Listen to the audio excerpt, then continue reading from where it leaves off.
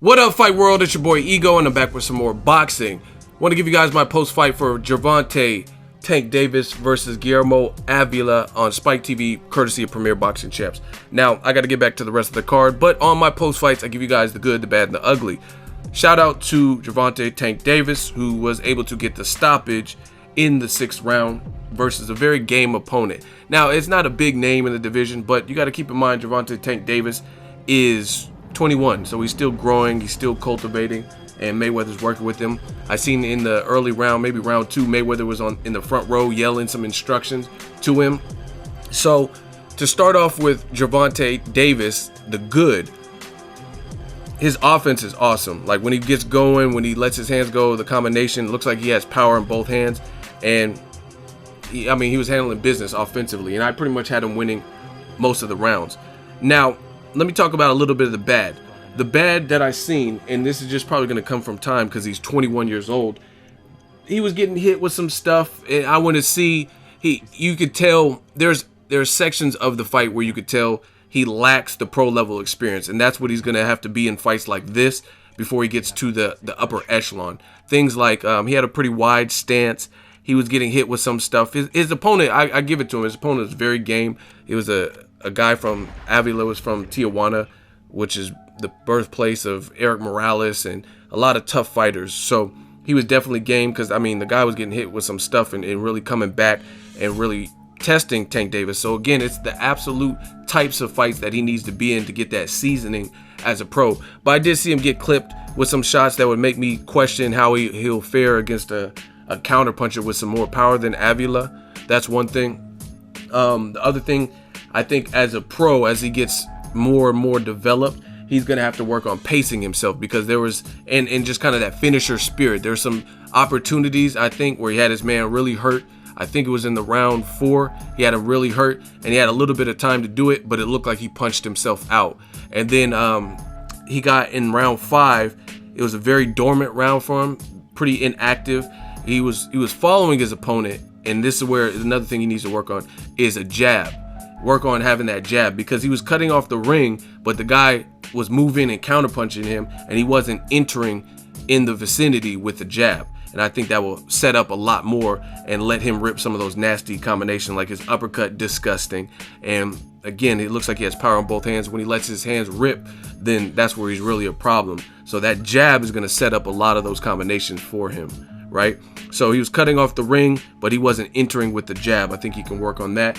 And he has to work. It looks like he was doing some kind of slick. I could tell Mayweather's training him because he was kind of doing some shoulder rolls, slipping and slipping punches and stuff like that. But against a guy with some more power who's a counter puncher, it looks like that would be his biggest challenge at the moment. And I think he needs to work on his pacing. Just pacing. Make sure you don't punch yourself out. Be equipped to go 12 rounds because in that round 5, he was kind of following, and the guy was just content outboxing him, trying to keep a distance, and he was able to score big, and that's the benefit of having power. He knocked his opponent down at the very tail end of round 5, if I'm not mistaken, with a big power shot.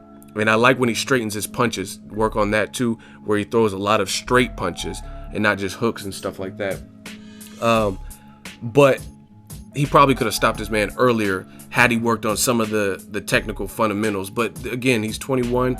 And he hasn't fought at this level. He was in there with somebody who was very game. That was apparent because the guy was getting hurt and his legs were buckling and stuff like that, and he was still trying because actually the guy was coming back because the very next round after getting knocked down, he opened and punctuated the round with a good Avila, that is, with some good combination punching, but just Tank was too much, and Avila had been beat up for the last few rounds. And I think it's just a battle of attrition. He was in there with the bigger, stronger kid who was, when he was landing some nasty stuff, going to the body. That's another thing I like Tank Davis was doing. Keep going to that body, and especially for a mover, a guy who wants to outbox you and stuff like that. It was just too much. In round 6, again, Avila was game, and he fired off some good shots. And I think he landed a nasty uppercut on Tank Davis, and you could see the competitive streak in Tank Davis because he was like, it looked like, from watching it, his facial expression looked like, okay, that's what you got. And you could see an instant scowl on Gervonta, his face. He was like, okay. And you could see that competitive streak kick in right then.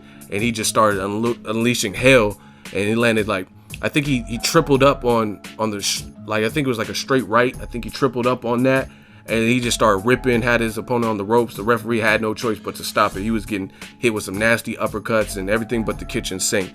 Rightful stoppage. Good performance by Gervonta Tank Davis. Now, another piece of bad that I noticed was from the referee. In one of the rounds, Tank opened up a nasty cut. I think he caught him. I have to watch it again, but I think he might have caught him with the uppercut. Nasty cut. His opponent was definitely hurt and backpedaling a bit towards the ropes, and Tank jumped on him, right? And the referee called a halt to the action in the middle of this action to go to the corner and take a break to look at his cut. Like, now he was clearly bleeding. It was a nasty cut that opened up, but you're supposed to, as a boxing referee, you're supposed to wait till there's a lull in the action. Like, this comes with the territory. I'm not saying I want to see someone die in the ring or mortally wounded or anything like that, but you have to wait for the right opportunity to break the action. You take away from the fighter's opportunity. He might have been able to get a stoppage in that round had you not gave that opponent a breather and a chance to evade the punches that were coming at him. You know what I'm saying? So you have to kind of wait for, like, I've seen people with their mouthpiece fall out in the middle of the round or something, and they have to fight and stay out of trouble so they don't get their teeth knocked out until there's a break in the action. Then the referee will be like, break, and then allow the fighter to get a new mouthpiece. You know what I mean? So fighters have had to fight. This comes with the territory. You know what I mean? I've seen fighters have to fight with no mouthpiece, which is a danger to your dentals, to your teeth. And you're supposed to wait for that moment to break. You don't just break it when someone's pouncing on someone about to get a TKO stoppage or whatever. You don't just interrupt the action like that. So I didn't like that by the referees. And again, these are the types of fights that fighters need, young fighters need. He's 21. He's being mentored by one of the best. You don't want to just throw him in there with the person who's at the top of the division. And I got an interview coming from a pro boxer, and he was saying the same thing. A lot of fans aren't realistic. They're like, oh, he's fighting bums, and he was in there with a tough game guy who looked like he had a solid chin, because some of the shots that Gervonta was landing early had already stopped other people that he's fought previously.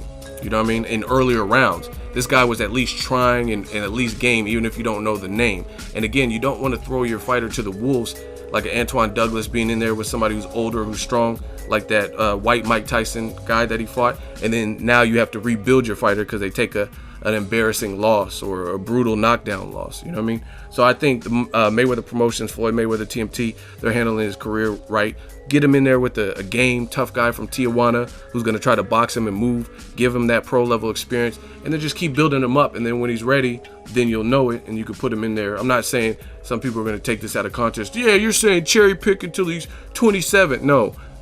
You build your fighter up, give them the confidence they need, give them the pro level experience, and then you put them in there for a title shot. So I think this was the right type of fight. I'm gonna watch the rest of the card, Broner versus Theophane. Drop in the comment section. Let me know what you guys thought of Tank Davis. Salute. I definitely see a canvas they can clearly work with, especially with that power. He just needs to tighten up on his defense, not punching himself out, and just things that are probably going to overall come with time and experience. Let me know what you guys thought. Drop it in the comment section. Make sure you like my video as always. Hate, comment, and subscribe. Till next video is Ego signing off. So if you enjoyed this video and want more content like this on the channel, you can show your appreciation by going to the PayPal donate button or the YouTube support button. And you can donate any amount that you feel is equivalent to the value of this video. Much more to come. Thank you guys for your support. Boxing Ego, the future of boxing.